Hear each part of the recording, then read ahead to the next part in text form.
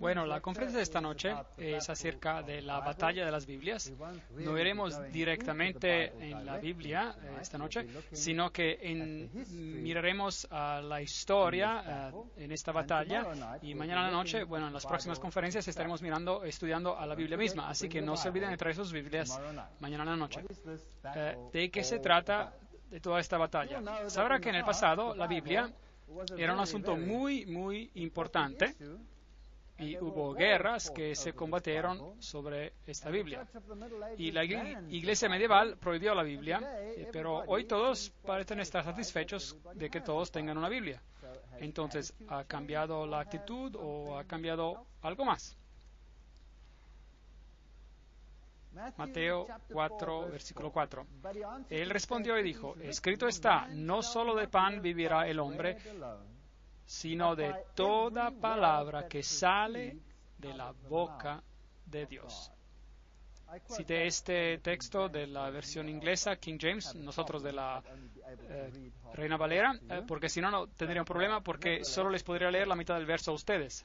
Pero sin embargo dice: escrito está, no solo de pan vivirá el hombre, sino de toda palabra que sale de la boca de Dios. Obviamente es importante que conozcamos la palabra de Dios. Isaías 8:20, a la ley y al testimonio, si no dicen conforme a esto, es porque no les ha amanecido.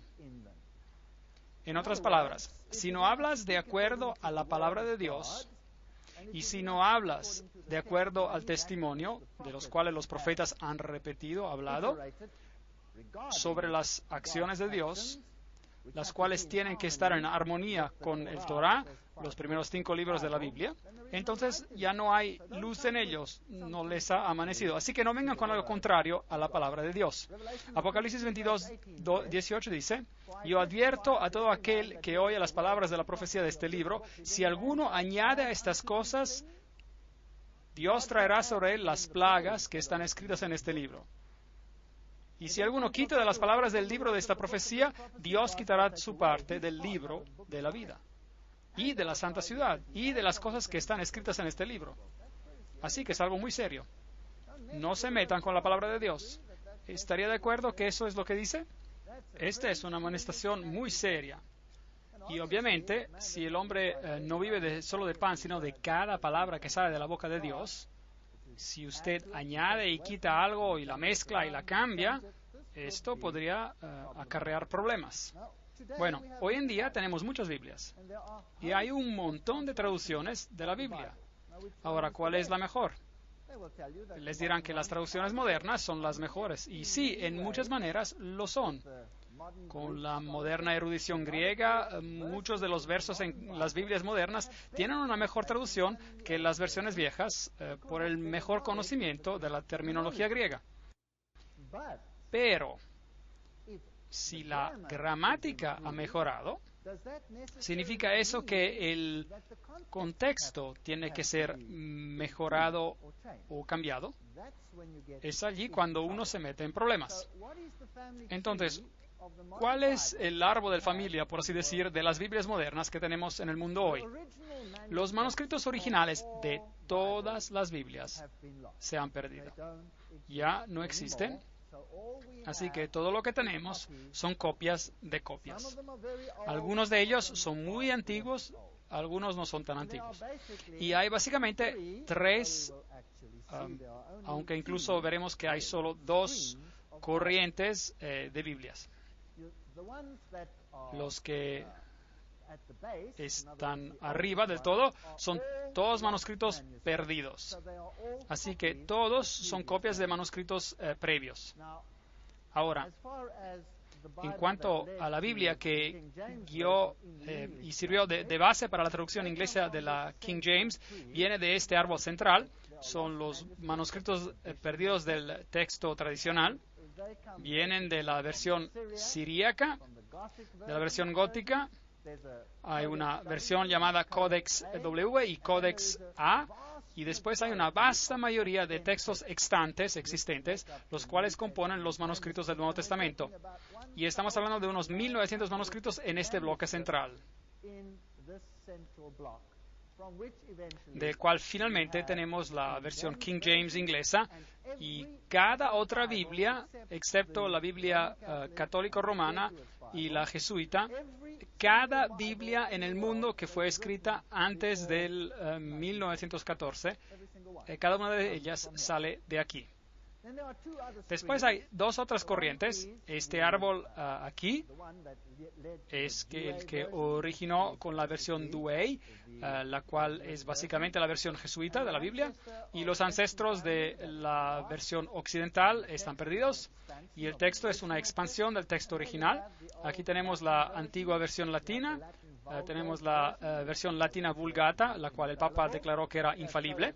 Tenemos el Codex D, el Codex D2, el Codex E2 y la versión Douay del 1582, la cual fue escrita para contrarrestar la Reforma Protestante.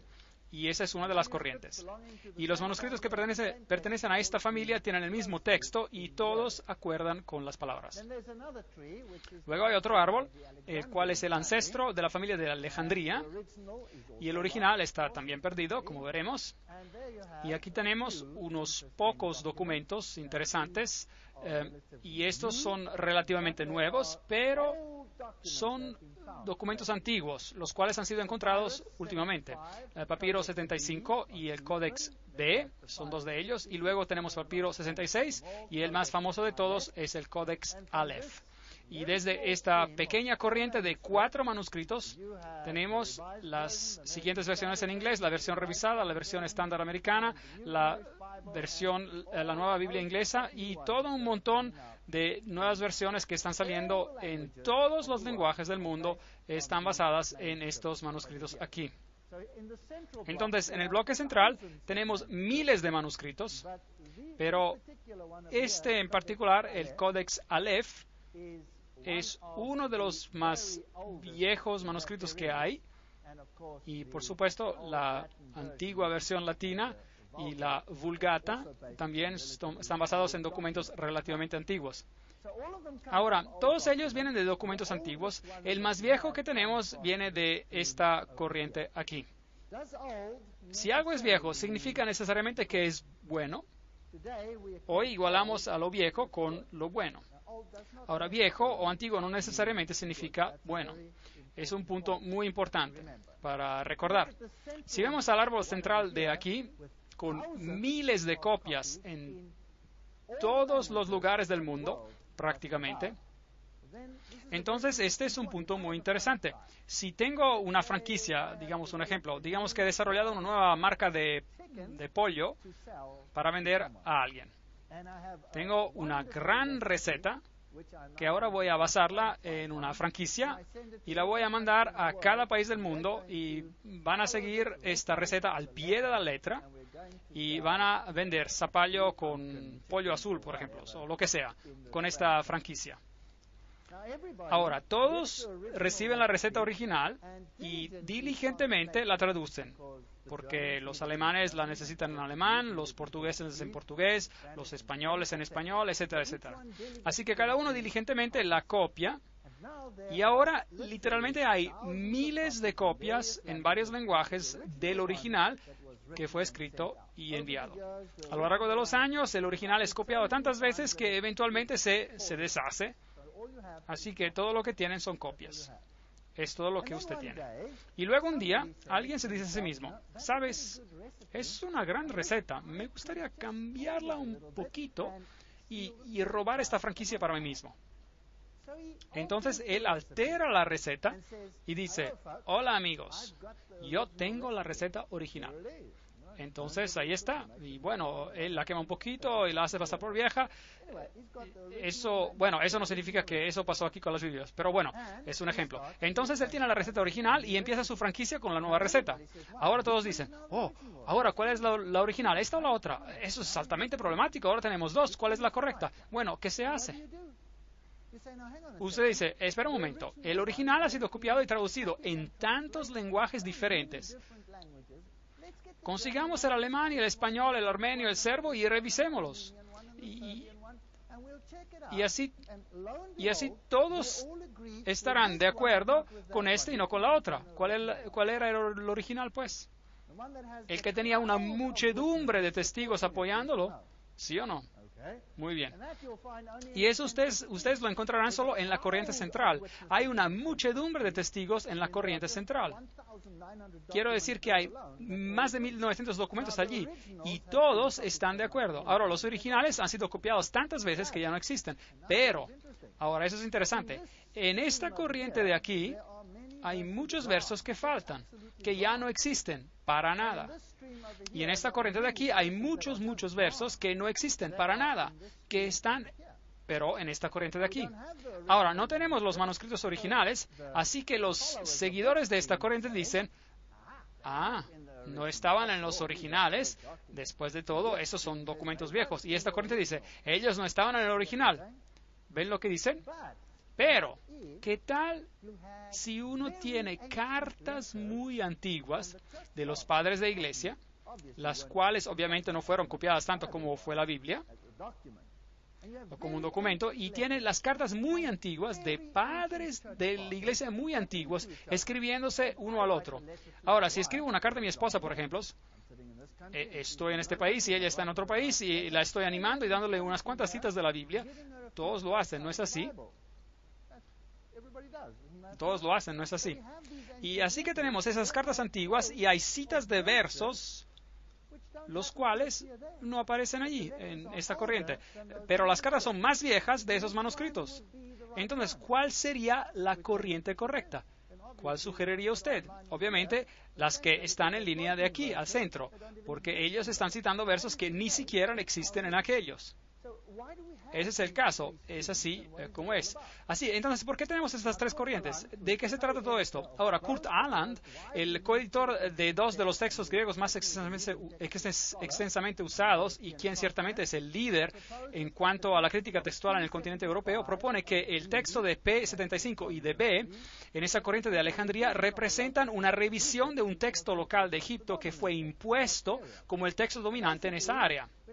Así que básicamente no tenemos cuatro, solo tenemos dos de esos manuscritos y uno es solo una modificación del otro.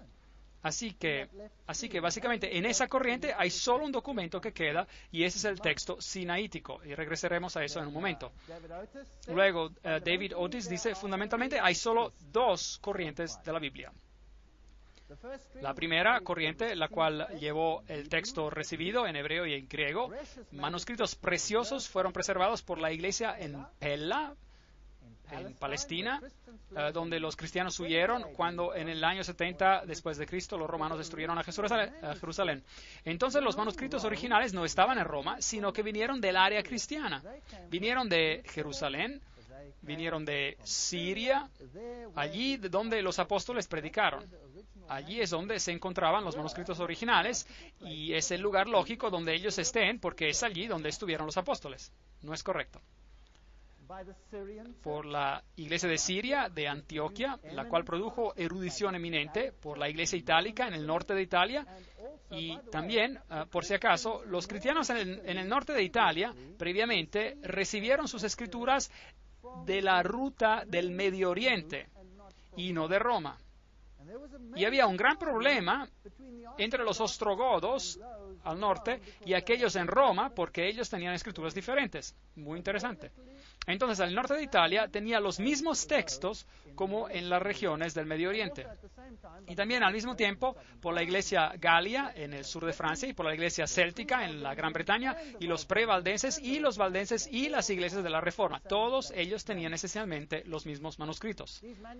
Estos manuscritos están en acuerdo entre ellos mismos por la vasta mayoría de copias del texto original. Entonces, este es llamado el texto recibido, el textus receptus. Tan vasta es esta mayoría que hasta los enemigos del texto recibido admiten que una 19/20ª parte de todos los manuscritos griegos son de esta clase. Casi cada uno es de esta clase. Y luego hay una segunda corriente, la cual es muy pequeña y está basada en manuscritos antiguos, no dudemos de eso. Estos representan en griego el manuscrito vaticano o Codex B en la librería en Roma. Y este fue usado para contrarrestar la reforma, porque dice cosas diferentes de las que los reformadores utilizaban. Entonces, en ese tiempo de la reforma, el Codex B se convirtió en muy prominente. Y luego tenemos el texto sinaítico o el Codex Aleph, el cual fue encontrado en la región de Egipto. Y les mostraré el lugar más tarde, y viene del texto de Alejandría. Así que tenemos este, y fue encontrado en una fecha muy interesante. Fue encontrado en el 1844. Entonces este es el que ha encontrado, que ha sido encontrado más recientemente de todos los manuscritos antiguos, y es un documento muy antiguo. Así que cuando diga en su Biblia que esa traducción está basada en manuscritos antiguos, entonces la idea está planteada que antiguo significa bueno. ¿Están conmigo? Pero antiguo no necesariamente significa bueno, solo significa antiguo. Eso es todo lo que significa. En latín tenemos la Vulgata o la Biblia en latín de Jerónimo en 383 después de Cristo, es muy vieja. Y hay unos problemas con esa Biblia que, como veremos también, en inglés hay la Biblia jesuita del 1582 después de Cristo, que fue escrita en lengua vulgar, si desea, para contrarrestar la Biblia de la Reforma. Y la Vulgata reaparece después con grandes cambios en la Douay o la Biblia católica, sobre la cual la versión inglesa de las Buenas Nuevas y muchas otras versiones inglesas modernas se basan hoy en día. Entonces, esta controversia, como vemos aquí, y cada declaración que hago, de hecho, tendrá una cita, así que nadie dirá que lo dije yo. Yo no digo nada, solo leo. La controversia presente entre la versión inglesa tradicional King James en inglés y las versiones modernas es la misma lucha entre la primera iglesia y las sectas rivales. Entonces, la primera iglesia tuvo esta batalla porque estos manuscritos antiguos son diferentes y la iglesia moderna tiene esta batalla. Así que ambos tienen una batalla. Hubo una batalla en el principio, hubo una guerra en el medio con la Reforma, una guerra literal sobre la palabra de Dios. Y ahora tenemos otra batalla surgiendo en nuestros tiempos, la batalla final. Creo que será esta la última batalla. Esta es mi opinión. Entonces, la batalla se luchó entre los valdenses y los papistas desde el IV al XIII siglo y más tarde entre los reformadores y los jesuitas en el siglo XVI. Y hoy la batalla va a ser hecha entre cualquiera que represente las Biblias, que esas personas también defendieron, y cualquiera que represente el otro lado. Necesitamos entender que muchas de las nuevas traducciones son tomadas de manuscritos viejos. Sin duda, como les había explicado. Las personas creen que son más fiables, pero no, solo son más viejos. De hecho, ellos están diciendo, ahora escucha atentamente, que un manuscrito que fue encontrado en una canasta de basura de papel en una cueva en el monte Sinaí y manuscritos dudosos de Alejandría, donde tenía todo ese movimiento de ocultismo, son más fiables que el texto recibido. Eso es lo que están diciendo. Así que estos manuscritos dudosos son más fiables. De hecho, el que fue encontrado en el monte Sinaí fue arrojado porque había sido copiado y borrado, y según la ciencia que estudia cuántas veces un manuscrito ha sido copiado y borrado y vuelto a escribir, parece que este ha sido borrado y reescribido en muchos sitios hasta unas 70 veces. De hecho, fue tan borrado y reescrito que lo botaron. Pero este es el manuscrito en el cual todo está basado hoy, como fiable. Ahora, ¿de dónde vienen estos manuscritos? Había un hombre por el nombre de Orígenes, que era un viejo iniciado, lo encontraremos en los escritos masónicos. Él era un iniciado adepto. Es interesante, si yo encuentro a alguien alabado en los escritos masónicos, aguzo los oídos. Él era un crítico textual y supuestamente corrigió numerosas porciones de los sagrados manuscritos. Ahora, esto es en los tiempos antiguos. La evidencia, al contrario, muestra que él los cambió para que estuvieran de acuerdo con su propia filosofía humana de ideas místicas y alegóricas. Por ejemplo, él creía que el hombre era divino, y por eso no solo había un hombre divino que vino a esta tierra, sino que todos somos divinos, el cual es enseñanza masónica hasta estos días. Y por eso ellos creen que esos manuscritos, de hecho, fueron corrompidos. Así que del nacimiento de Cristo hasta el año 400 después de Cristo, algunos evangelios gnósticos aparecieron. Pablo menciona de esto en 2 de Corintios 2:17, que dice: pues no somos como muchos que se benefician falsificando la palabra de Dios. Entonces, en los tiempos de Pablo, ¿estaban corrompiendo la palabra de Dios? ¿Sí o no? Sí, la estaban corrompiendo. Y ellos la estaban corrompiendo con ideas gnósticas. Y esto era para traerlas en línea con un pensamiento ecuménico, que todas las religiones son básicamente lo mismo y que no deberíamos elevar una más que la otra. En el año 331 después de Cristo, y es cuando realmente empieza el problema, Constantino ordenó que se escribiera una Biblia ecuménica. Ve, la cristianidad estaba diciendo: Jesús es el camino, la verdad y la vida. Y todas las doctrinas con respecto al cristianismo eran problemáticas porque se enfrentaban claramente al paganismo. Y por eso Constantino, que trató de juntar las dos, comisionó a un hombre llamado Eusebio, quien era, de hecho, un seguidor de Orígenes, que escribiera una Biblia ecuménica. Eso quiere decir cambiar la palabra de Dios usando escrituras gnósticas para que sea aceptable a los paganos como también a los cristianos. Y eso fue lo que ellos hicieron. Pero los primeros cristianos rechazaron estos manuscritos y dijeron que no son de Dios. Y por eso las Biblias ecuménicas fueron a librerías secretas y allí estuvieron para que más tarde sean sacadas como manuscritos antiguos. Había cerca de 50 copias hechas por Eusebio y fueron distribuidas y terminaron en dos grandes áreas, mayormente en Roma y en Alejandría, donde tenían los estudios esotéricos, del cual estudiaremos más adelante. Bueno, Orígenes creía en la así llamada herejía aria. Ahora, la herejía aria es que Jesús no era Dios y que Dios es básicamente, si desea, es un Dios panteísta, un Dios en todo.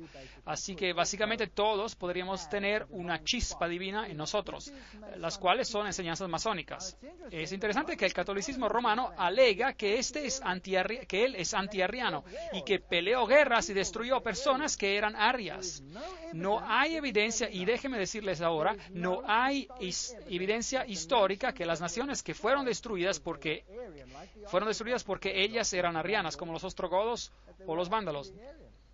que ellos de hecho eran arrianos. No hay evidencia, porque no tenemos ninguno de sus escritos. Cada pieza de su literatura ha sido destruida. Solo tenemos la palabra del catolicismo romano que ellos eran arrianos. Pero ahora tengo algunas noticias interesantes para ustedes. ¿Recuerda ayer que les dije que los templarios tienen dos doctrinas?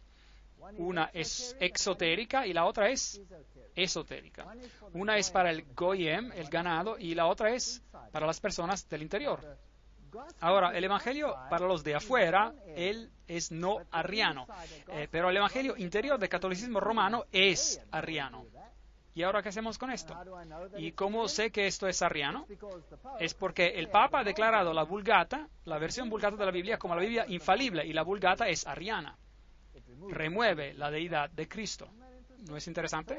Entonces, ¿de qué se trata esta batalla? La batalla es acerca de Jesucristo, así como era desde la prehistoria, la historia antigua. La batalla es acerca del Hijo de Dios. ¿Y a quién vamos a defender? ¿Jesús o alguien más? Entonces, esa es una batalla interesante. Me parece una batalla fascinante. 1481, después de Cristo, el manuscrito del Vaticano fue descubierto en la librería del Vaticano. ¿No es eso interesante? Justo a tiempo para contrarrestar la Reforma. Justo a tiempo. Porque la Reforma estaba usando el texto recibido, no había otro texto.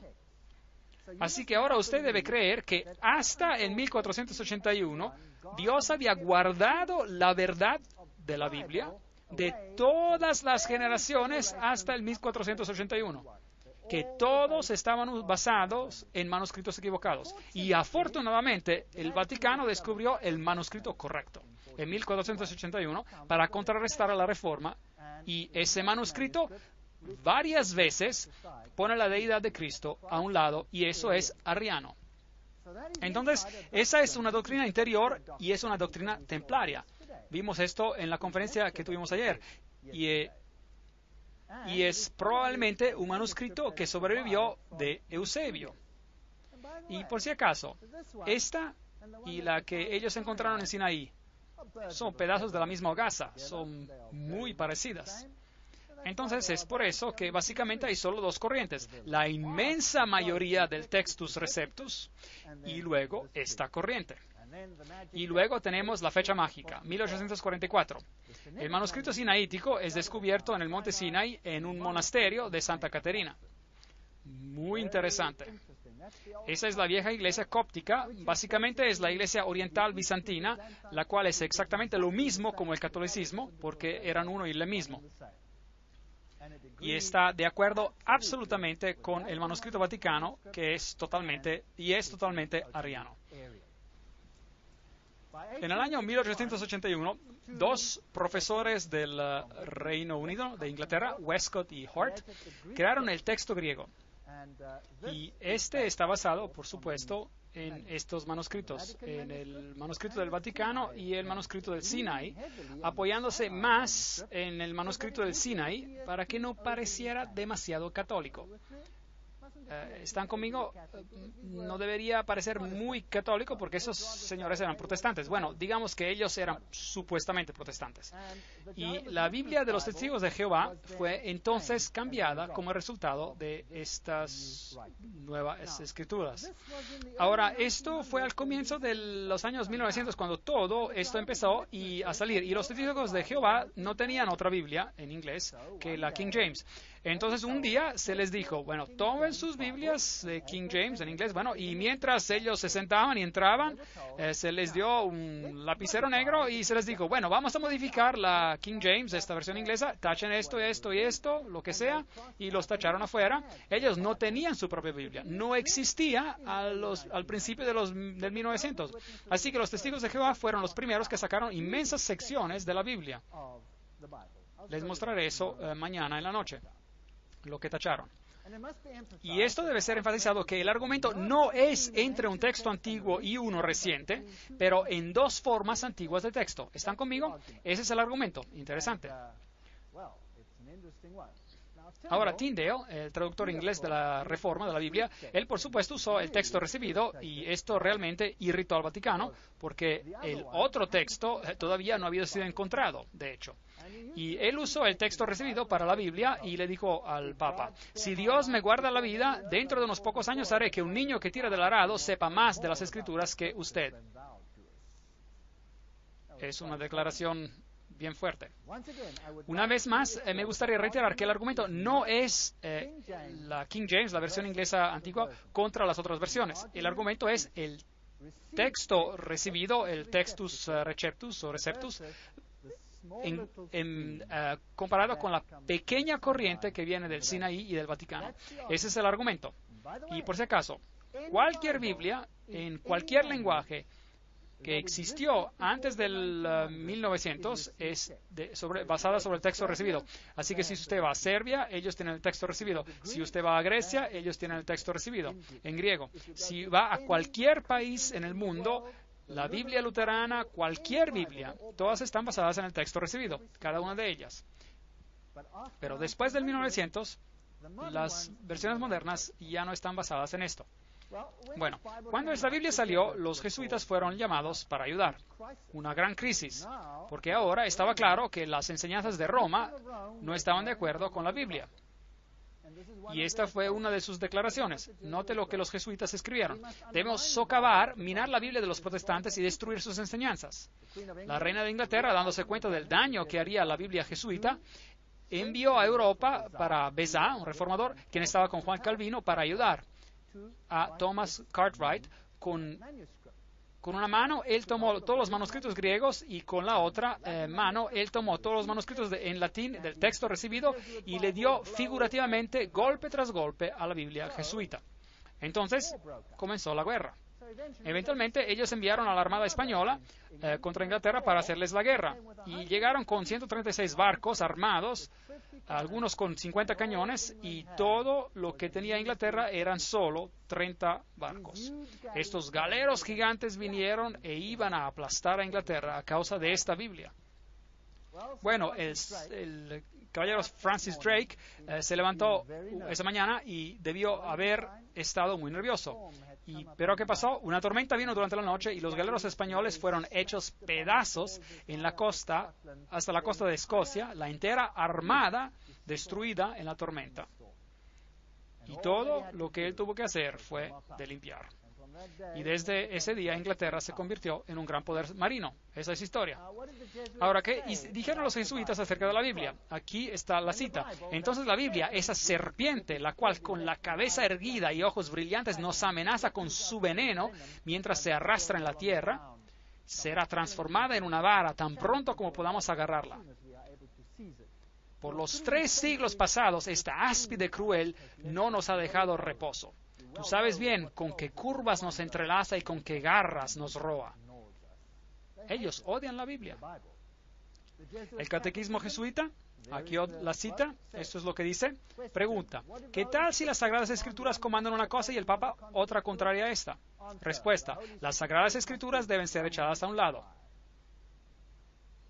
¿Quién es el Papa? Él es el vicario de Cristo, Rey de Reyes, Señor de Señores, y hay solo un asiento de juez que pertenece a Dios y al Papa. Es una declaración bien fuerte. Ahora, ¿qué dice la masonería? Es bueno siempre de tener documentos comparativos. El libro Morales y Dogma, la fuente más importante, página 818, con respecto a la Biblia, Pike escribe, la lectura absurda de la iglesia establecida está tomando literalmente lo figurativo, alegórico y lenguaje mítico de una colección de libros originales de diferentes siglos. Bueno, él es bien despectivo. La insensatez con respecto a los libros hebreos, como si hubieran sido escritos por alguien poco imaginativo, duro, de intelecto práctico, de la Inglaterra de James, de Jacobo el I, y la intolerante impasibilidad del presbiterianismo escocés. A él no le gustaba esa traducción, él la odiaba. ¿Y cómo se sentía acerca de la versión templaria, la versión jesuita? Lo mejor para triunfar y ganar partidarios, los templarios simpatizaron con el remordimiento por destronar credos. Los templarios simpatizaban con el paganismo y animaban la esperanza para nuevas adoraciones, prometiendo a todos libertad de conciencia y una nueva ortodoxia que debería ser la síntesis de todos los credos perseguidos. Así que la masonería odia el texto recibido. Lo tiene en su logia puramente como un símbolo. es tan sutil, es tan astuto y es tan diabólico, ¿no es así? Olvídense de esto. Regresemos al tiempo de la primera iglesia. Encontramos las versiones cópticas, las versiones latina y las versiones sirias. Ellas habían estado en circulación mucho antes que el documento Vaticano apareciera. Entonces, luego vienen los profesores de la Universidad de Cambridge que ni siquiera creían en la inspiración verbal de las Escrituras, Westcott y Hort, y ahora ellos van a cambiar todo. Por si acaso, la Biblia de Jerónimo, la Biblia de Roma, la que está usada por el Vaticano, la Vulgata Latina, como pudo ver el vídeo, acusó Jerónimo de emplear manuscritos corruptos griegos. Y el vídeo era contemporáneo de Jerónimo. Y si el vídeo no hubiese tenido los manuscritos de griego puro, no hubiera podido hacer esto. Así que mientras Jerónimo estaba escribiendo esta Biblia en latín, otros eruditos ya le estaban diciendo, oye, tú estás usando manuscritos corruptos para esto. Entonces, esta batalla es una batalla antigua, no es una batalla nueva. Así que estas versiones revisadas están basadas en manuscritos desde Egipto que fueron definitivamente corrompidos. Eso es lo que dicen la mayoría de los críticos. Uno de los más grandes críticos de todos los tiempos es Dean Burgon. Y cuando este gran hombre murió, entonces la corrupción empezó. Él era un bastión. Burgon escribe, no tan pronto estuvo el trabajo de los evangelistas y apóstoles reconocido como los homólogos necesarios y el cumplimiento de las antiguas escrituras de Dios y se convirtieron en el Nuevo Testamento, y luego dice que esto recibió tan buena recepción así como la recibió Jesucristo mismo. Ellos clavaron a Jesucristo en la cruz, ¿y acaso no clavarían su palabra en la cruz también? Básicamente es lo que él dice. Malicia sin parar y asaltes sin compasión a la palabra de Dios desde el principio. ¿Y qué dice acerca de estos manuscritos que fueron encontrados? Él dice, nosotros oponemos hechos ante su especulación. Ellos exaltan a B, Aleph y D8 porque en su propia opinión estas copias son las mejores. Tejen telas ingeniosas e inventan teorías sutiles porque su paradoja de los pocos contra los muchos requiere ingeniosidad y sutileza para su apoyo. Muy bien escrito. Él lo destrozó. No tenemos que leer toda la cita, usted la puede ver en el video, si mirar el texto de los textos, el resto de los textos, si lee inglés, y ver lo que Burgon tiene que decir. Estoy totalmente indispuesto a creer, Dean Burgon continúa, parece tan extremadamente improbable que al final de 1800 años, 995 copias fuera de cada 1000 probarán ser de poca confianza, y ese 1, 2, 3, 4, 5 que permanecen, que su contenido hasta ayer era tan bueno como desconocido, serán encontrados por haber conservado el secreto de lo que inspiró el Espíritu Santo originalmente. Un punto de vista interesante. Él más allá continúa diciendo, ¿cuál mientras tanto debe ser pensado de aquellas guías ocultas, esas engañosas, que ahora si podrían nos persuadirían ir de nuevo a esos mismos códigos textos de los cuales la iglesia ya se purgó? Vuelvan a esos manuscritos antiguos. Y él toma a Tischendorf, el hombre que originalmente había descubierto los manuscritos, el manuscrito sinaítico, él lo critica a Tragels, critica a Westcott y critica a Hort y muestra que él está totalmente en desacuerdo con sus erudiciones. Y luego esa declaración interesante. ¿Quién? Pero esos con tendencias católicas podrían estar satisfechos con la noción de que Dios preservó el verdadero Nuevo Testamento en secreto por casi 1000 años y después finalmente se lo dio al pontífice romano para guardarlo. Ese es el punto de vista al que se llega. Literalmente, ese es el punto de vista al que se llega. Dr. Hoskier cita a Dr. Salmón que dice, naturalmente Hort respetó a esos manuscritos como los más dignos de confianza, los cuales dan la interpretación reconocida por Orígenes, el padre de la Iglesia.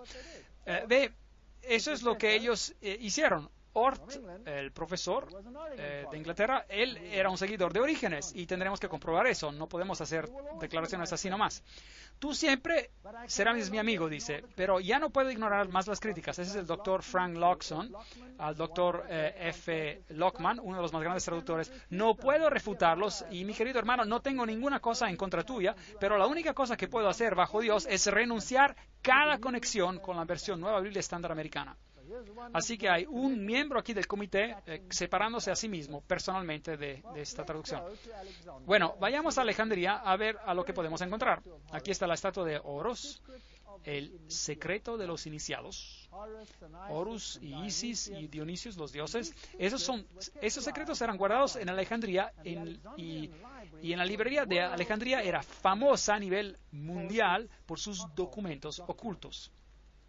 Entonces, por supuesto, los primeros cristianos que estaban basados en la Biblia se deshicieron de ese terrible lugar de información y quemaron la vieja librería alejandrina al suelo, lo cual fue algo catastrófico para el mundo oculto. Bueno, afortunadamente, el UNESCO, y es interesante, el UNESCO y su constitución fue escrita por un miembro de Calavera y Huesos. Por su información, ellos decidieron restaurarla y construirla en su lugar exacto, esta librería. Y allí está hoy en día las lámparas que habían puesto, tienen cosas interesantes en ellas, como ángeles llevando cornucopias, de las cuales discutimos ayer. Si usted va y mira la librería, esta es gigante y tiene toda inscripción pagana en ella como la librería original tenía. Fue hecho de acuerdo al modelo. Todos los petroglíferos paganos y los símbolos de la antigua adoración del sol están en ella. Y este es Demetrius Phalerium, el fundador de la librería alejandrina. Y en ellos todavía tienen algunos de los manuscritos antiguos que ocurrieron salvarse. Ahí tenemos los papiros de las señales del zodíaco, algo que la Biblia prohíbe. Aquí tenemos un pedazo del libro de los muertos, el cual es el libro egipcio de los muertos y es el opuesto de lo que la Biblia enseña. Este exalta al Dios de la muerte, la Biblia exalta al Dios de la vida.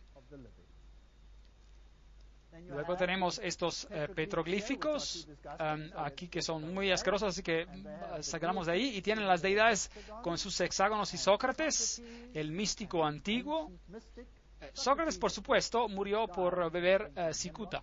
Él era un iniciado y reveló algunos de los secretos y de acuerdo al juramento, si usted hace eso, usted puede morir con una copa envenenada o si usted escoge puede hacer que le degollen la garganta de oreja a oreja y tener su lengua arrancada a la boca. Él escogió la cicuta. Los muertos son exaltados. Esta librería es absolutamente enorme. Uno no puede imaginar cuán grande es. Hice un pequeño video de esto, así que miremos para ver cómo es. Para darles una idea del tamaño, es absolutamente enorme y todos los símbolos interesantes paganos están ahí. Una réplica total de lo que debió haber existido ahí. Y para mostrar que yo estuve ahí, en caso de que alguien piense que no lo estuve, aquí están fotos tomadas desde lo alto de la librería. Esta fue abierta por Mubarak en el 2002. Es totalmente nueva, totalmente nueva. Tenía que ir a verla, tenía que ir a fotografiarla. Aquí ellos tienen una estatua de Prometeus llevando el fuego. De acuerdo con las escrituras ocultas, él es Lucifero, el que lleva la luz. Ahora veamos los símbolos en sus paredes. Ahora miremos a algunos de los manuscritos de los cuales Roma dice que son esenciales para comprender el Evangelio extendido. Roma puso la Biblia, y ese es solo el Textus Receptus, por si acaso, en el índice de los libros prohibidos. Ellos no pusieron su Vulgata, la versión Vulgata, en el índice de los libros prohibidos. Es la Biblia protestante que ellos pusieron ahí. Así que la iglesia temprana en Antioquia, como ya había dicho, usó los manuscritos sirios, y este es un libro que está prohibido por Roma. La Septuaginta, por otro lado, fue hecha por Alejandría, por la librería de allí, en 285 a.C. Hechos interesantes. Los libros apócrifos, apócrifo significa cosas ocultas. El Concilio de Trento dijo lo siguiente en 1546. Quien quiera que no reciba como sagrado y canónico todos estos libros y cada parte de ellos, como comúnmente se leen en la Iglesia Católica y se contienen en la vieja edición latina de la Vulgata, o con conocimiento lideradamente desprecia las tradiciones del sistema completo, que sean estas personas malditas. Entonces, ellos dijeron que debemos aceptar a todos estos manuscritos. Brevemente, repasémoslos. Vayamos al libro de Tobías 6, 4 a 8, donde dice: abre el pez y toma el corazón y el hígado y la vesícula. Si el diablo o un espíritu malo molesta a alguien, nosotros debemos hacer un humo antes al hombre o a la mujer y la fiesta ya no deberá ser desconcentrada. Y para la vesícula es bueno ungir al hombre que tiene testigos mirando y será sanado. Entonces, si usted quiere sacar a los espíritus malignos o demonios, entonces agite la vesícula de un pez y asumo de ella y los demonios se irán. La Biblia dice, esas señales seguirán a los que creen. En mi nombre echarán fuera demonios. Marcos 16, 17. Hechos 16, 18 dice, esto lo hizo por muchos días, hasta que desagradando a Pablo, se volvió él y dijo al Espíritu, te mando en el nombre de Jesucristo que salgas de ella. Y salió en aquella misma hora. Entonces, él no usó la vesícula de un pez. Libro de Tobías, otra vez, 12:9 dice, porque la limosna libra de la muerte y limpiará de todo pecado. Oh, qué lindo. Así que puedes pagar para que tus pecados sean quitados. Pero Pedro dice, pues ya sabéis que fuisteis rescatados de vuestra vana manera de vivir, la cual recibisteis de vuestros padres, no con cosas corruptibles como oro o plata. Dos doctrinas opuestas. ¿Cuál es correcta? ¿Usted cree que puede comparar su camino al cielo? Oración por los muertos, Macabeos 12, versículos de 43 a 46. Pero si él no hubiera esperado que los que habían sido matados se levantaran otra vez, hubiera sido sobrante e inútil orar por los muertos. Con lo cual, él hizo la reconciliación por los muertos para que ellos pudieran ser liberados del pecado. Entonces, ¿usted puede orar por los muertos para que sean liberados del pecado? Eso es paganismo. Juan 1:7 dice, Jesucristo nos limpia de todo pecado. No existe nada como ese tipo de oración a los muertos. Y eso nos trae a la Biblia Vulgata, 1545 hasta 1563. Esa es la que fue declarada infalible. Ahora, ¿qué dice la Vulgata? Nuestra Biblia dice, toda escritura es de Dios. Y la Douay, la versión Douay, la cual está basada en la Vulgata, dice, toda escritura inspirada por Dios es provechosa. Entonces, solo algunas escrituras son inspiradas. Hebreos 11:21 dice, Jacob adoró apoyado sobre el extremo de su bastón. La Vulgata dice, Jacob adoró la punta de su vara. Eso significa que usted puede orar a una reliquia, usted puede orar a una estatua. Es aquí de donde sacan su doctrina. También dice en Apocalipsis, el Codex Vaticanos dice, bienaventurados son aquellos que lavan sus ropas. Pero la versión inglesa King James dice, bienaventurados son aquellos que cumplen con sus mandamientos. Ahora, ¿es la Biblia confiable? ¿Sí o no? Esa es una pregunta que no solo afecta nuestra fe, sino que también afecta la doctrina de salvación y afecta la posición de Jesucristo. Necesitamos saber. Estamos hablando acerca de la Biblia y de dónde venía, de dónde vinieron los varios manuscritos, y tenemos que saber si la Biblia es confiable o si no lo es. Bueno, los rollos del Mar Muerto, estas fueron escrituras meticulosamente copiadas por los escenas. Y de hecho, este grupo no era ortodoxo, tenían una tendencia cabalista. Pero los manuscritos antiguos que ellos copiaron eran exactamente como aquellos que encontrados en la Biblia hoy en día. Así que ellos, de hecho, apoyaron a la Biblia. Hasta el libro de Daniel, meticulosamente respaldado por esos manuscritos antiguos encontrados en 1949. Entonces, ellos probaron que la Biblia no había cambiado en todo este tiempo y estos manuscritos fueron muy entusiasmantes. Pero luego otros manuscritos interesantes han sido encontrados aparte de esos famosos que fueron encontrados, aparte de este famoso que fue encontrado cerca de Alejandría, y esa es toda una serie de evangelios gnósticos. La revista Time informó de esto hace un tiempo atrás, Palabras del Pasado, 46 escrituras excavadas acerca de Nag Hammadi en Egipto.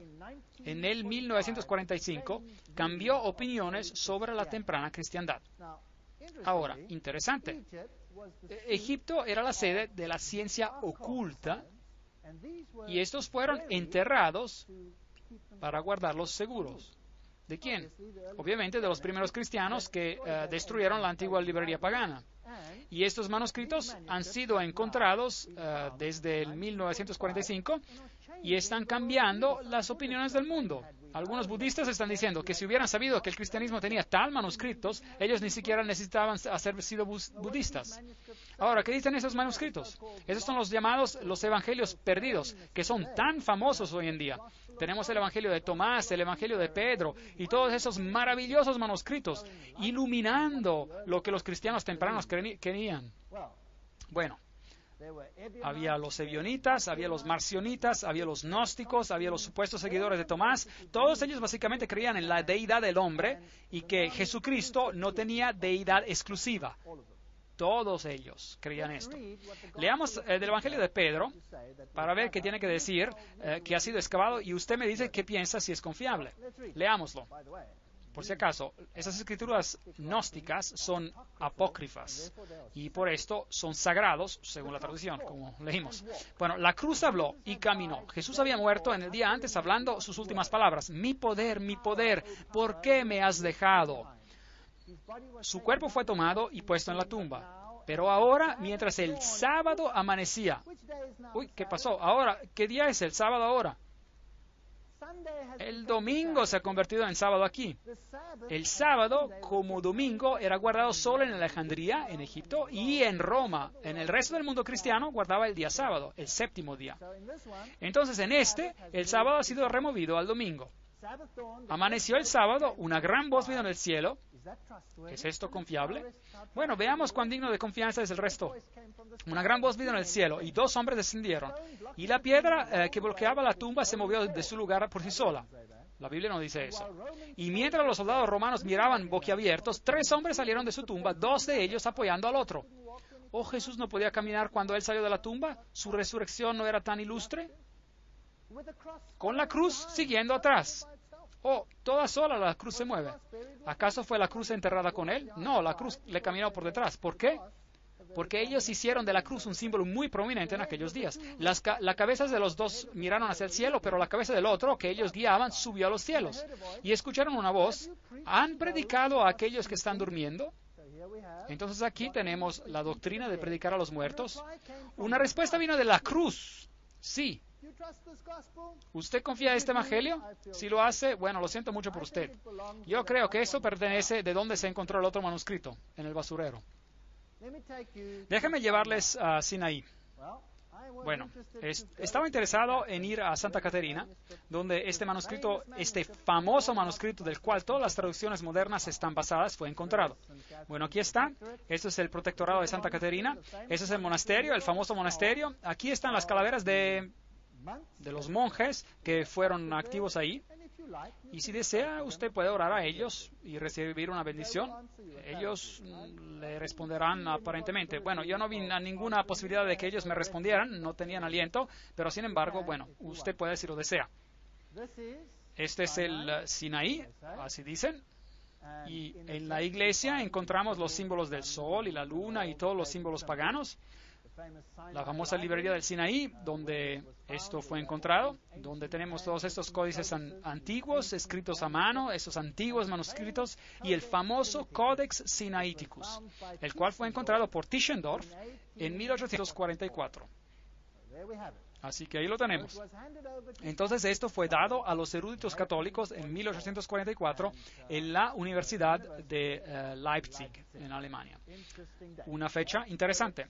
Ese es el Codex Sinaiticus. Allí tienen algunos de los antiguos manuscritos que están en este lugar.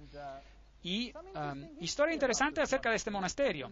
El tratamiento benévolo del monasterio del Sinaí por los árabes, que nunca lo destruyeron.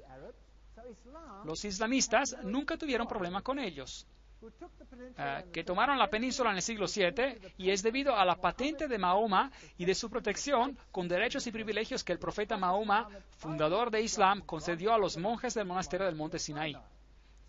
Entonces Mahoma protegió a este monasterio. ¿Quién más lo protegía? Bueno, aquí hay otro documento interesante. Napoleón Bonaparte, que era un framasón de 33 grados, a propósito, bueno, si había tal cosa en esos días, su hermano era el gran maestro en España y él era un alto framasón. Esos grados todavía no existían en esos tiempos, pero él era uno de los iniciados más elevados. Él protegió a este monasterio. Personas interesantes que protegieron a este monasterio. Esos son los famosos 4 evangelios del Codex Sinaiticus. y este es mi amigo de allá. Nosotros estamos entrando al monasterio y estas son algunas de las pinturas del monasterio. Y luego este arbusto fascinante aquí y todas las personas aquí alineándose para orar enfrente de este arbusto. Ese es el famoso arbusto. De hecho, este arbusto ha sobrevivido por millares de años y nunca se le ha regado con agua. Nunca se le regó agua. De hecho, es uno de los arbustos más famosos de la historia del mundo. Ese es el famoso arbusto ardiente que Moisés, ante el cual se inclinó. Así dicen. Nos contaron que nunca había sido regado. Estuve interesado porque a qué servía de esa tubería de ahí, pero ellos insistieron que era una tubería muerta, lo cual no había agua en ella, pero era un arbusto muy espinoso, así que me preguntaba si había otro detrás de él. Bueno, sin embargo, ustedes pueden orar al arbusto y este les puede dar una bendición. Bueno, yo no quise orar, pero pensé que quizá tocándolo lo ayudaría, pero desde entonces no he sentido nada. Pero bueno, ahora ese es el tipo de paganismo que está siendo enseñado allí. ¿No es eso increíble? Esos son dos diáconos sentados afuera. Donde quiera que la así llamada contrarreforma comenzada por los jesuitas ganó el nacimiento de la gente, el vernáculo fue suprimido y la Biblia fue guardada de los laicos. Tan ansiosos estaban los jesuitas de destruir la autoridad de la Biblia, el Papa en papel de los protestantes, como ellos la llamaban despectivamente, que incluso no se frenaban de criticar su autenticidad y valor histórico. Los jesuitas hicieron guerra contra la Biblia protestante. Antes de que los ingleses pudieran juntarse a la manera de pensar de la Europa continental y ser llevados al punto de cuestionar su gran Biblia inglesa, su manera de pensar debía ser cambiada.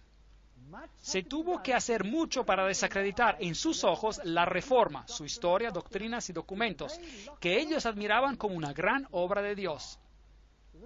Entonces, eso es lo que ellos tuvieron que hacer. Ellos tuvieron que destruir ese pensamiento. Ahora, una declaración muy interesante, y veremos de quién viene en un momento. A pesar de toda la persecución que ellos, los jesuitas, han tenido que enfrentar, este es un escritor católico que escribe, ellos no han abandonado Inglaterra, donde hay un mayor número de jesuitas que en Italia. Tomen apunte, un mayor número de jesuitas que en Italia. Hay jesuitas en todas las clases de la sociedad, en el parlamento, en el clero inglés, entre los laicos protestantes, hasta en las estaciones más altas. No podía comprender cómo un jesuita podría ser un sacerdote protestante o cómo un sacerdote protestante podría ser jesuita. Pero mi confesor silenció mis escrúpulos diciéndome, omnia munda mundis. Y ese es San Pablo, que se convirtió en judío para salvar a los judíos, y no era ninguna maravilla, por lo tanto, que un jesuita se fingiera ser protestante para la conversión de los protestantes. Pero preste atención, le ruego, para descubrir acerca de la naturaleza del movimiento religioso en Inglaterra llamado puseísmo. El clero inglés era antiguamente demasiado adjuntado a sus artículos de fe para ser sacudidos de ellos. Usted hubiera podido emplear en vano todas las maquinarias utilizadas por Bossuet y los jansenistas en Francia. Eran los que estaban, usted sabe, detrás de la Revolución Francesa, los jesuitas y todos ellos, para reunirlos a la Iglesia romana. Así que los jesuitas de Inglaterra probaron otro plan.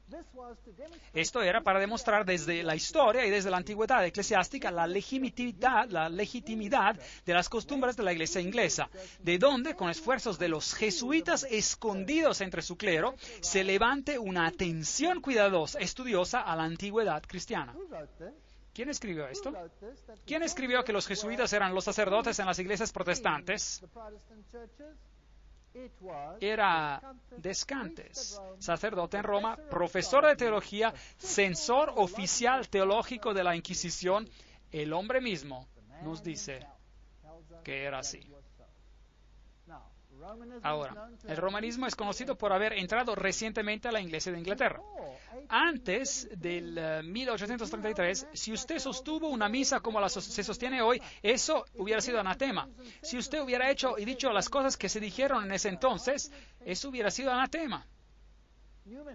Luego las cosas cambiaron. Newman, el líder del movimiento Oxford, de regreso a la Iglesia romana, solamente a través de la Iglesia inglesa puede usted actuar sobre la nación inglesa. Deseo, por supuesto, que nuestra Iglesia sea consolidada con y por y en su comunión, por el bien de la Iglesia y por el bien de ustedes, y por el bien de la unidad. Él y sus asociados creían que el protestantismo era el anticristo. Muy bien. Faber, uno de los asociados de Newman, y él también hacía parte del movimiento de Oxford, dijo, el protestantismo está muriendo. Lo bueno que está en él está, por la misericordia de Dios, siendo recolectado en las cosechas de Roma. Toda mi vida, Dios mediante, será una cruzada contra la detestable y diabólica herejía del protestantismo. Entonces aquí hay una guerra en la iglesia inglesa. Yo creo, dice él, que el anticristo será el infiel y se levantará fuera de lo que se llama el protestantismo. Él está justo diciendo las cosas al revés. Y la iglesia de Roma e Inglaterra serán unidas una sola para oponerlo. Qué cosa fascinante. Apocalipsis 13:18, ellos lo cambiaron. Ellos no cambiaron el número 666, pero en la versión revisada ellos tienen una nota al pie de la página que dice que su número es 616. Solo por motivos de interés. Ahora hablemos de estos dos caballeros, Westcott y Hort. Esos son los que escribieron, basados en los manuscritos antiguos, el texto griego sobre el cual todas las traducciones modernas están basadas. ¿Quiénes eran estos dos caballeros y en qué creían?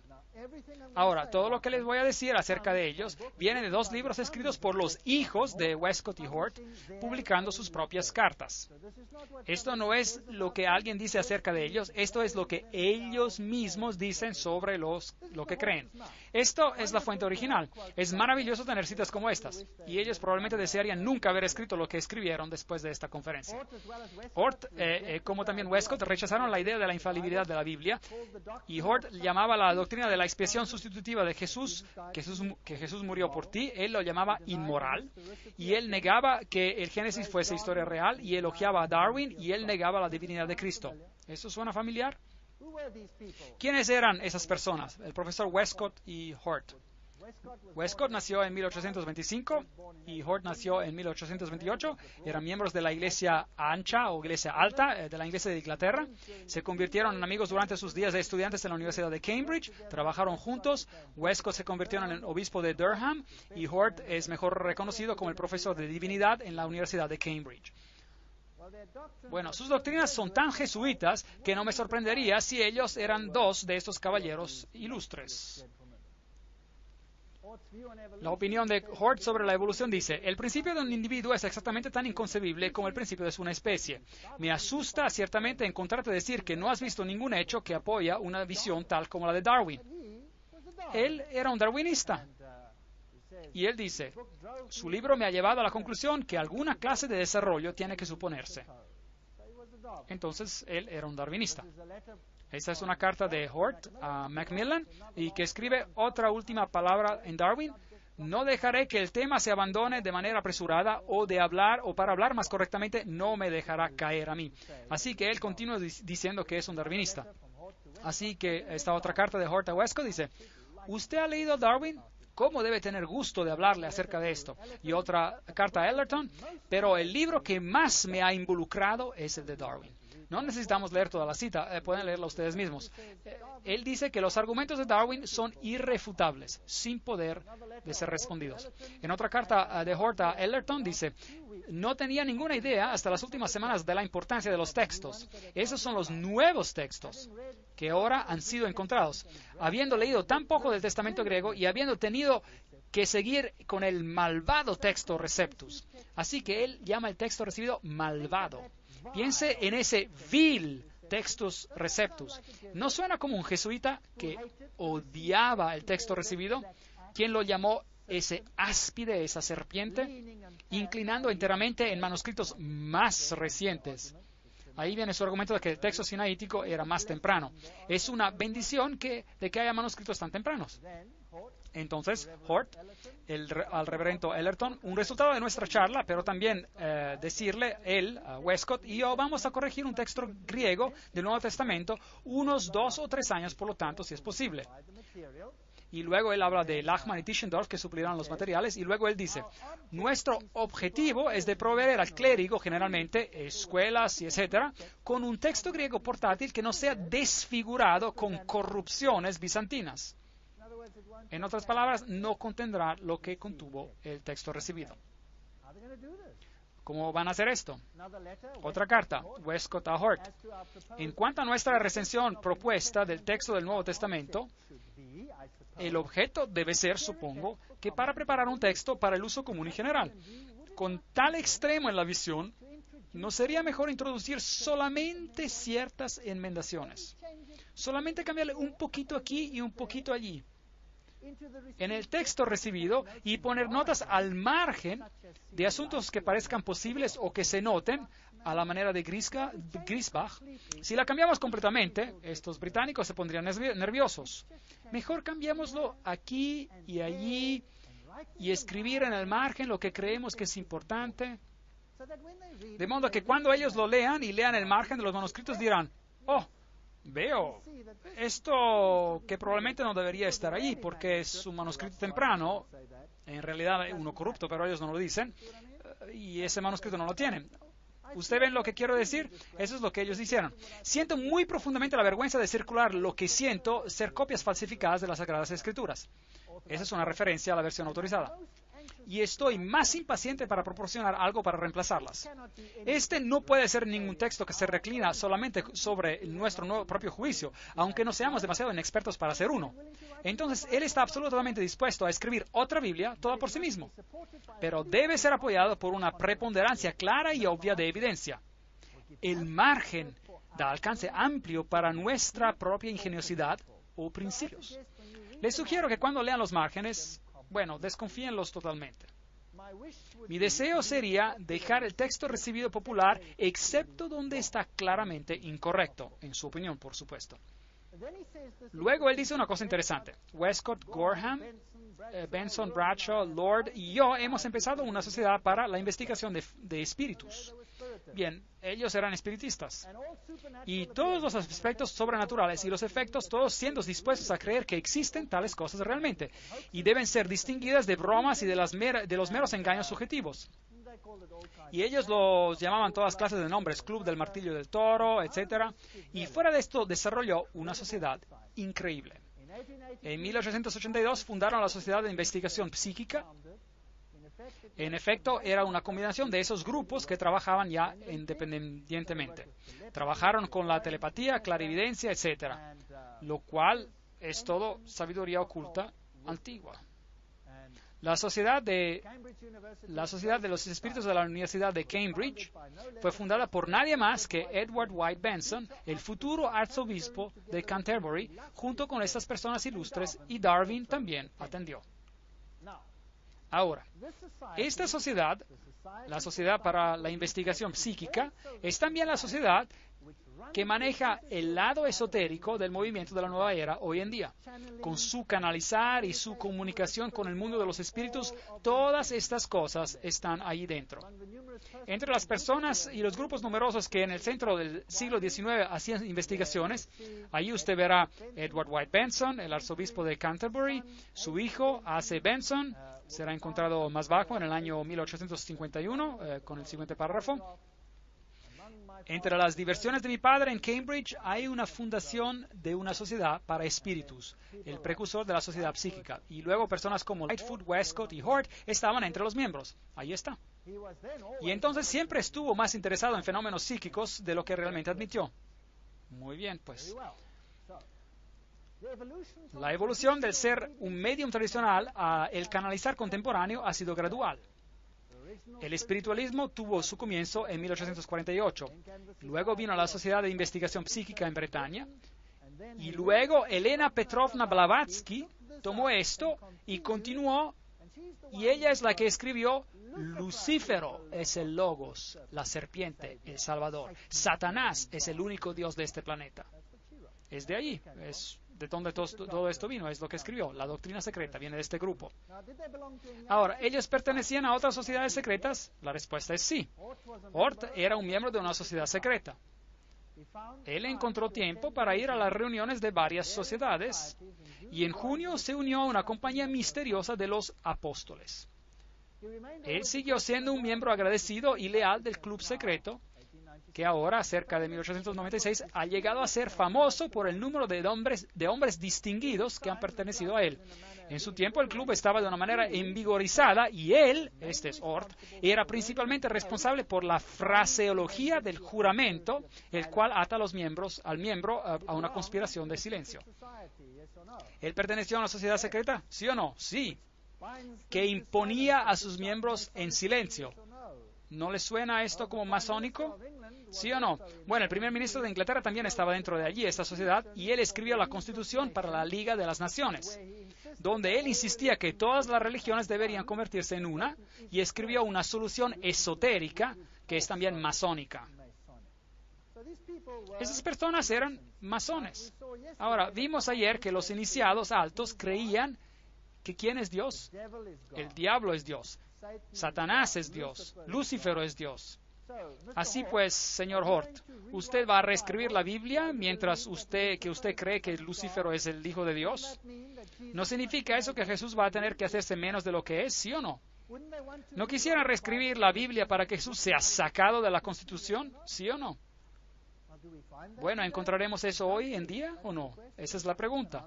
No la voy a responder esta noche. Mañana la responderemos. Lo veremos por nosotros mismos. Traigan sus Biblias consigo.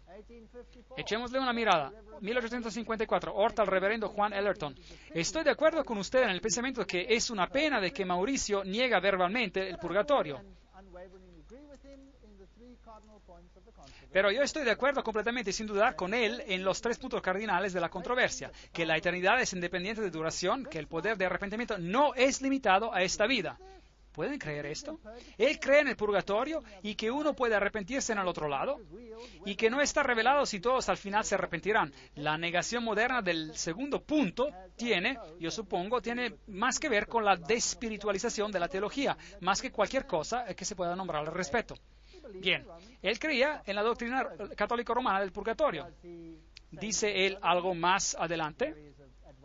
Mientras él aconsejaba a un estudiante joven, él escribió: la idea de purgación, purgatorio, quemando tus pecados en el otro lado, el de ser limpiado como por fuego, parece ser inseparable de lo que la Biblia nos enseña. ¿Está él enseñando doctrina jesuita o está enseñando doctrina protestante? Ustedes díganme. Él está enseñando doctrina jesuita. Pero es muy astuto en decir que es un protestante para que los protestantes acepten su Biblia, porque ahora esta Biblia viene de la pluma de un protestante, si usted no sabía. Así, esto nos enseña de los castigos divinos, aunque poco se dice directamente en cuanto al estado futuro. Me parece increíble que los castigos divinos deberían de cambiar su carácter cuando esta vida visible se termina. Entonces él creía en el purgatorio. ¿Qué dice él acerca de la expiación? De que Jesús murió por ti y por mí.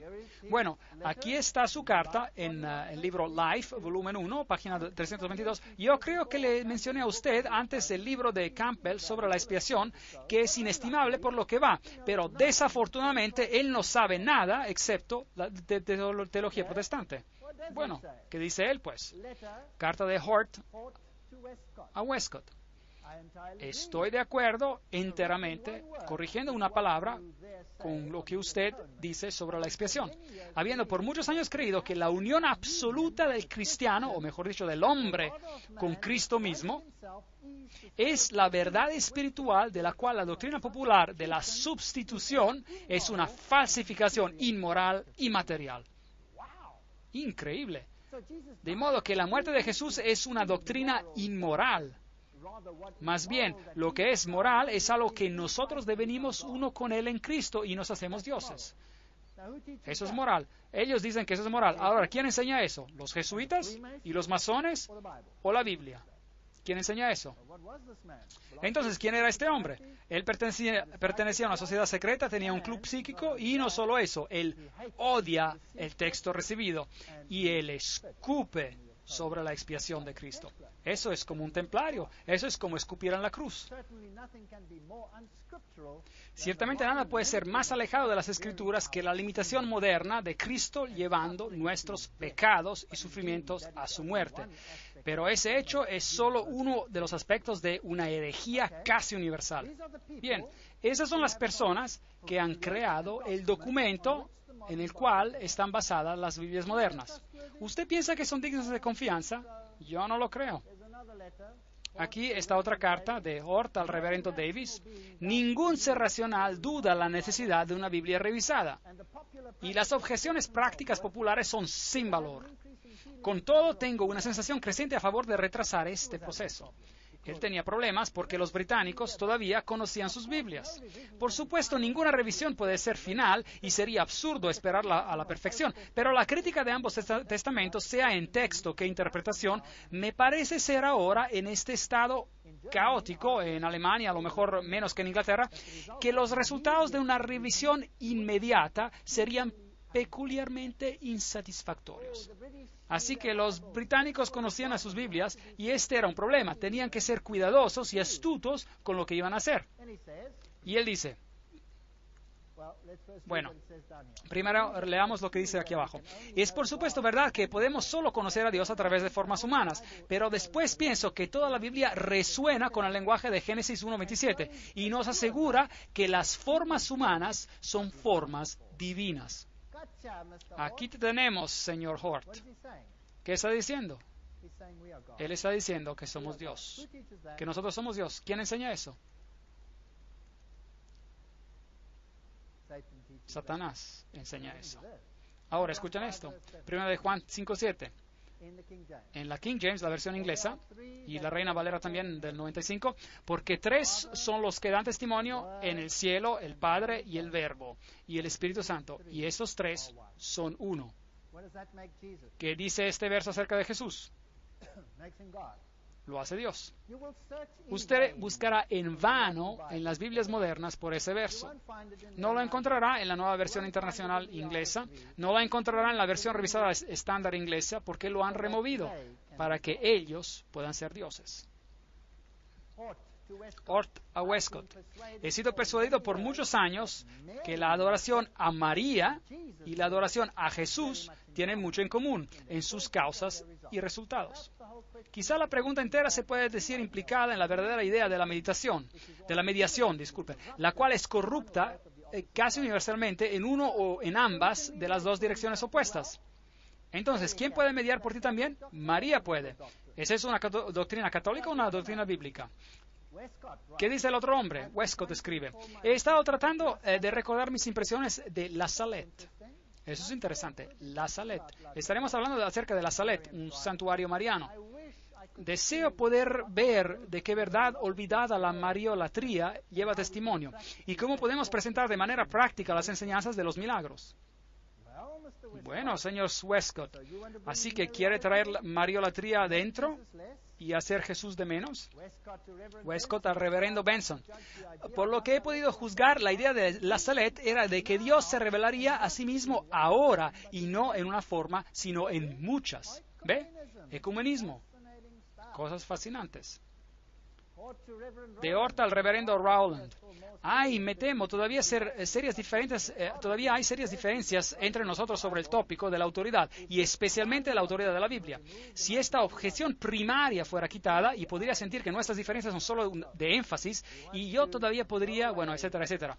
Él se quiere alejar de esta idea de que la Biblia es inspirada y de que dice, pues acá, los errores y prejuicios de los que estamos de acuerdo en remover pueden ser alcanzados de manera más sana y eficaz por medio de esfuerzos individuales indirectos y por asalto abierto, y no por asalto abierto de todos juntos. Trabajemos detrás de las escenas, dice, astutamente y silenciosamente, de modo que no traigamos una crisis prematura. Esta gente era muy lista. Aunque pienso que la convocación no es competente para iniciar tal medida, pero siento de que como nosotros tres estamos juntos, sería mal no aprovechar de esta oportunidad, como dice Lightfoot, el señor Lightfoot. De hecho, hay una perspectiva óptima de hacer un buen trabajo. Si somos tres, quedémonos juntos. Aunque ni con este grupo ni cualquier otro grupo de que se forme ahora podría ser posible tener una revisión textual completa. No podemos ahora cambiar todo. Hagámoslo pedacito por pedacito. Quedémonos juntos, somos tres. Hay una cierta esperanza de que lecturas alternativas puedan encontrar un lugar en el margen. Así que mientras pasamos de una traducción a otra traducción, encontrará algunos textos en el margen y en la siguiente versión ya no están. Quitados. Y entonces la Biblia cambia. ¿Saben? Si agarran sus Biblias y van al medio del libro de Hechos, y si toma una Biblia de la Nueva Versión Internacional Inglesa, por ejemplo, y va al medio del libro de Hechos y da vuelta a las páginas y mira cuántas palabras hay hasta el final del Apocalipsis, Y es así cuántas palabras se sacaron de las Biblias modernas, desde el medio del Hechos al final de Apocalipsis. Ahora, si el hombre no solo vivirá de pan, pero de toda palabra que sale de la boca de Dios, ¿cómo vamos a hacer eso con tantas palabras faltando? Hasta unas 60,000 quitadas. ¿No deberíamos tener una conferencia antes de la primera reunión por la revisión? Hay muchos puntos en los cuales es importante que debamos convenir. Las reglas, aunque liberal, son nebulosas, imprecisas, y la interpretación de ellas dependerá sobre la acción decisiva desde el comienzo. Es absolutamente imposible juzgar el valor de lo que parecen ser alegaciones insignificantes. Ahora, por favor, noten esto para la conferencia de mañana. Es absolutamente imposible juzgar el valor de lo que parecen ser alteraciones insignificantes. Una palabra cambiada en un texto, de modo que la gente incluso no lo note. Alteraciones insignificantes, simplemente leyéndolas una tras otras. Pero tomadas juntas, ellas tienen efectos importantes sobre los cuales muy pocos pensarían al principio. ¿Están conmigo en esta? Ellos están diciendo, vamos a cambiar la Biblia un poquito ahí y un poquito ahí. Y si tomamos todos los cambios juntos, vamos a tener una doctrina enteramente diferente, y esos estúpidos goyim, esas personas ni lo notarán. Eso es lo que están diciendo. Bueno, lo vamos a hacer mañana. Les voy a mostrar pequeños cambios insignificantes y se quedarán sorprendidos de ver lo que hicieron a Jesucristo nuestro Señor. Se quedarán, espero, sorprendidos. Recuerden, pequeños cambios insignificantes. La diferencia entre un cuadro de, por ejemplo, el pintor Rafael y una copia débil de este se compone en un número de diferencias triviales. ¿No es interesante? Nos hemos resistido con éxito al llamado de salirnos del terreno peligroso, donde las necesidades de la revisión requieren que no nos quitemos. Esto es sin duda el comienzo de un nuevo periodo en la historia de la Iglesia. Hasta el momento los enfadados objetores tienen razón para quedarse asombrados. Esta gente es muy sutil. Balfour era un miembro de la Sociedad Secreta de los Apóstoles de Hort y presidente de la Sociedad para Investigación Psíquica. Y como les dije, él fue el primer ministro de Inglaterra y él escribió el primer anteproyecto de la Liga de las Naciones, o él era en parte responsable de eso. Y entonces estos eran individuos de alto calibre. Veamos a este extracto interesante de un libro, ¿Cuál Biblia? Se llama, por David Fuller en inglés. Hort escribe al reverendo Rowland Williams el 21 de octubre de 1858. Y estoy de acuerdo con ellos, es decir, con los autores de Essays y Reviews, posiblemente una revista, en la condenación de muchas doctrinas principales y especificadas de la teología popular. Los evangélicos me parecen ser víctimas de deformación, más bien de que ser falsos. Ahí me temo todavía más serias diferencias entre nosotros en el tema de la autoridad, y especialmente en la autoridad de la Biblia. Él no creía en la autoridad de la Biblia, pues. Él escribe de Francia: después de salir del monasterio, avanzamos hacia una pequeña capilla que descubrimos en la cumbre de una colina vecina. Afortunadamente encontramos la puerta abierta y había una piedad en tamaño real, una virgen y un Cristo muerto. Si hubiera estado solo, me hubiera arrodillado por horas. Ese es un católico romano que está hablando, no es un protestante ya. Si no es jesuita, no sé qué más. Westcott escribe al arzobispo de Canterbury una crítica sobre el Antiguo Testamento. Nadie ahora, supongo, sostiene los primeros 3 capítulos del Génesis, por ejemplo, que dan una historia literal. Nunca podría entender cómo cualquier persona que los lea con ojos abiertos pueda pensar que así es. No creían en nada. ¿Y estos son los mejores manuscritos en el mundo? ¿Usted lo cree?